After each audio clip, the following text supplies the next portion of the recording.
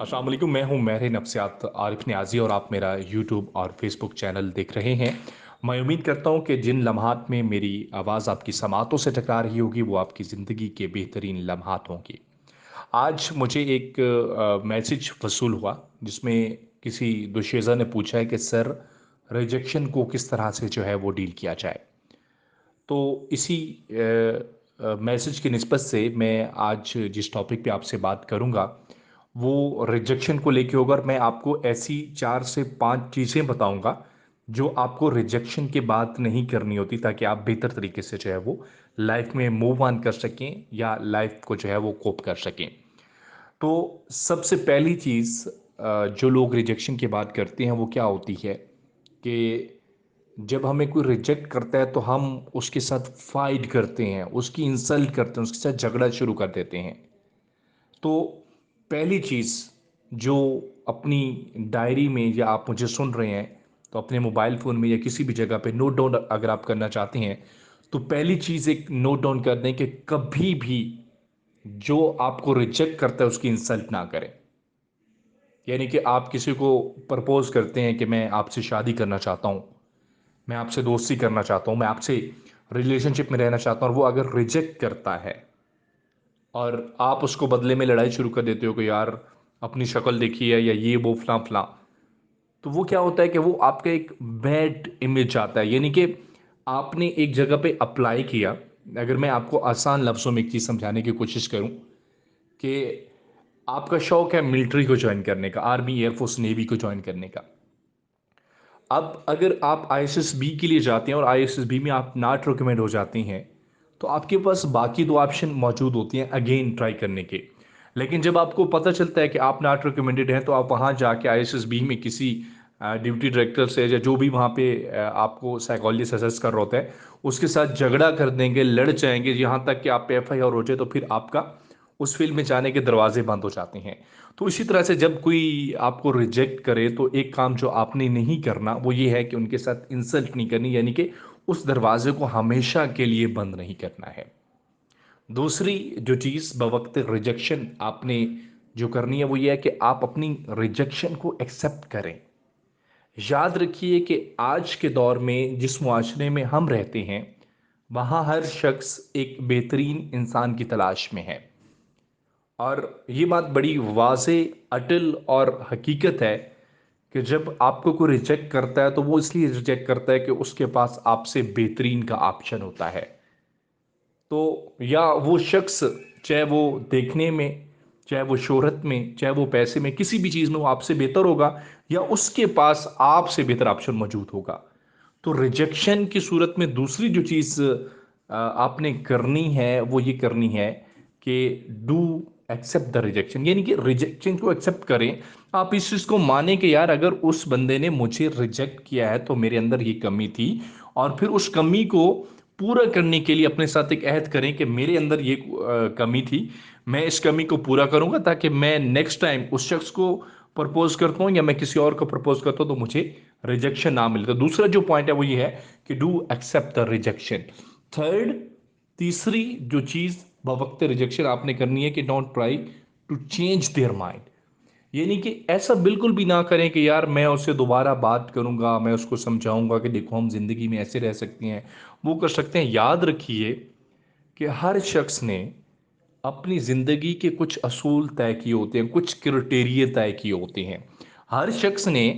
एक डिसाइड किया होता है कि मुझे इस तरह की, अगर मर्द है तो मुझे इस तरह की लड़की से, और अगर लड़की है तो उसने डिसाइड किया होता है कि मुझे इस तरह के मर्द से शादी करनी है। यानी कि उसकी लाइफ का एक प्लान जो है वो सेटल्ड होता है, गोल जो है वो फोकस्ड होता है कि ये वाली चीज़ होगी जिस लड़की में मैं उससे शादी करूंगा।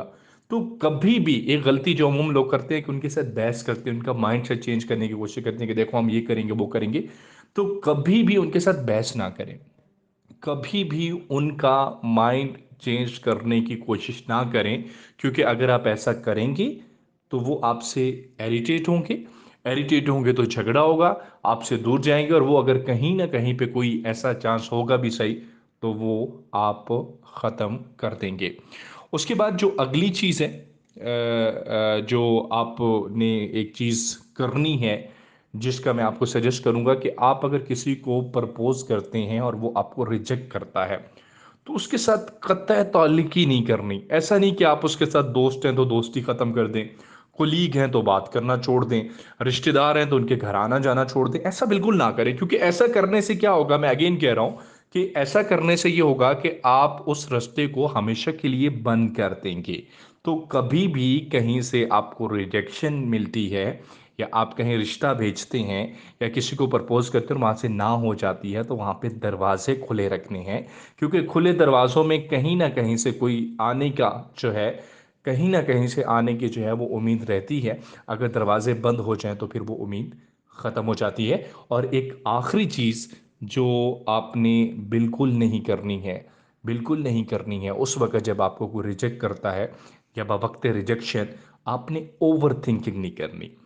कभी कभार ऐसा होता है कि जब कोई हमें रिजेक्ट करता है तो हम ओवर थिंकिंग शुरू कर देते हैं। हम कहते हैं यार मेरे में कोई कमी थी, मेरे पास अच्छी जॉब नहीं है, मेरा शायद कलर कोई इतना फेयर नहीं है, या मैं थोड़ा सा वेट गेन कर गया, मोटा हूँ, या मैं अच्छा दिखने में नज़र नहीं आता। तो कभी भी वक्त रिजेक्शन जो है वो ओवर थिंकिंग नहीं करनी, बल्कि एक चीज़ को अंडरस्टैंड करना है कि रिजेक्शन जो है वो हमेशा बुरी नहीं होती। या आसान लफ्ज़ों में मैं आपको कहूँ तो हम अमूमन एक चीज़ सुनते हैं कि rejection is the best motivation. तो कभी भी ओवर थिंकिंग करके रिजेक्शन की वजह से खुद को लेट डाउन नहीं करना, बल्कि इसी रिजेक्शन को आपने पॉजिटिवली यूज़ करते हुए रिजेक्शन को मोटिवेशन की तरफ लेके जाना है, और ख़ुद के अंदर से जो खामी हो, जो कमी हो, उसको पूरा करके एक बेहतरीन इंसान बनना है। मैं अगर एक मिसाल आपको देना चाहूँ कि एक मोबाइल फ़ोन की दुकान में अगर आईफ़ोन का सेट पड़ा है, अब अगर मेरे जैसा एक आम शहरी वहाँ पे जाता है सेल फ़ोन ख़रीदने, और मेरे पास सेल फ़ोन ख़रीदने का जो बजट है वो 40,000 है, मैं वहाँ पे जाके आईफ़ोन को देखता हूँ लेकिन मैं ख़रीदता नहीं। फिर मेरे पास को और जाता है जिसका 30,000 बजट है, वो जब उसका रेट पूछता है आईफ़ोन का तो वो कहता है जी 1,50,000 का, तो वो उसको छोड़ के आ जाता है। अब यहाँ पे अगर मतलब रिजेक्ट करके हम आ जाते हैं, दूसरे लफ्ज़ों में कहें तो अब दुकानदार ये सोचे कि यार इस फ़ोन को तो ख़रीद ही कोई नहीं रहा, इस फ़ोन की वैल्यू कम है, तो ये गलत होगा। उस दुकानदार ये कभी भी नहीं सोचेगा कि इसकी वैल्यू कम है, क्योंकि उसको पता है कि ये जो ग्राहक मेरे पास आ रहा है, ये जो कस्टमर मेरे पास है, इसकी एक रेंज है 30,000 40,000 से, इसकी वैल्यू ज़्यादा है सेलफोन की, इसलिए इसको सही ग्राहक जो है वो करेगा। तो इसी तरह से जब आपको कोई रिजेक्ट करता है तो इसका ये मतलब नहीं होता कि आप उससे कमतर हैं, आपके अंदर कोई कमी है, जो वो को बहुत आला ज़र्फ शख्स है। कभी कभार ऐसा होता है कि लोग हमें डिज़र्व नहीं करते, या कभी कभार ऐसा होता है कि अल्लाह ताला ने किसी बेहतरीन को हमारे लिए जो है वो बचा के रखा होता है, जिसने हमारी लाइफ में आना है। तो ये आज जिसने भी पूछा सवाल, मेरी कोशिश रहेगी फर्दर भी कि जो आप लोगों के रैंडम सवालात होते हैं, मैं उन सवालात का जवाब वीडियोज़ या ऑडियोज़ की सूरत में आपको दूँ, ताकि उस इंसान के अलावा बाकी भी जितने लोगों के माइंड में इस तरह के सवाल होते हैं, उनके जवाबात आपको मिलते रहें। इस दुआ के साथ कि खुदा महफूज़ रखे आपको तीनों बलाओं से, हकीमों से, वकीलों से और हसीनों की निगाहों से। अपना ख्याल रखिएगा। अल्लाह हाफ़िज़ एंड अल्लाह पामान।